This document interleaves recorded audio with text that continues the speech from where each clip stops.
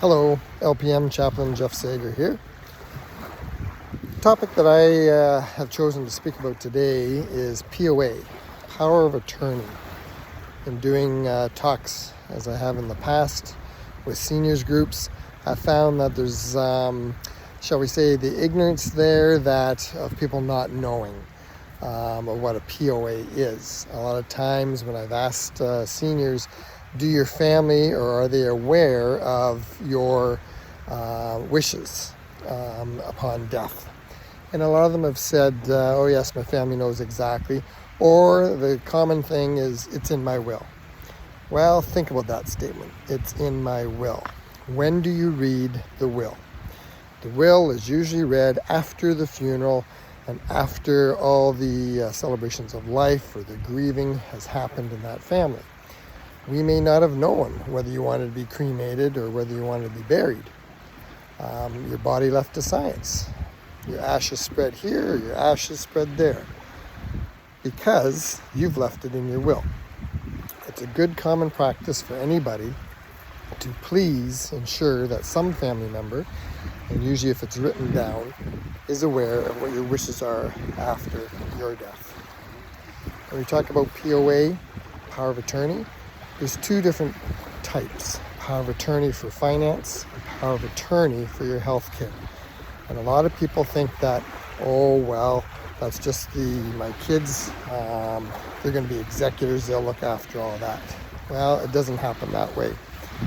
In today's day and age, and with social media and everything else, technology, things change. And that means that power of attorney for your health, that is somebody who's going to look after your well-being, your health, making sure that your placement into a nursing home, making sure that your medications, whether to stop or start, etc., is a responsible person, somebody who usually is in a medical sort of background or has an understanding about medicines and or the health or well-being of yourself or caregiver.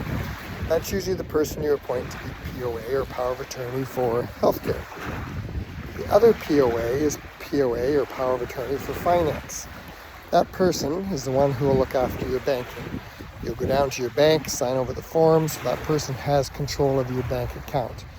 I've seen it many, many times over in families during anxiety or stress or grief, or in the presence of depression, also within the family, some wrongdoing, that the person who is P.O.A or power of attorney for finance is the one that will look after all the well-being of those financial issues or concerns. They're the ones who will have control of the bank account. So choose wisely on that person. It can be the same people as P.O.A for your health. So one person could be the P.O.A for health and for finance, but it's a good idea to make sure that you do have the right person chosen for that topic. And in doing so, when you do with the P.O.A for health and P.O.A for finance, you look at getting a lawyer to make sure that it's drawn up appropriately. And then by doing that, the paperwork is on file. The P.O.A for finance or health will also have a copy, so that if there's anything in the banking end of things, they have a copy that they can bring forth.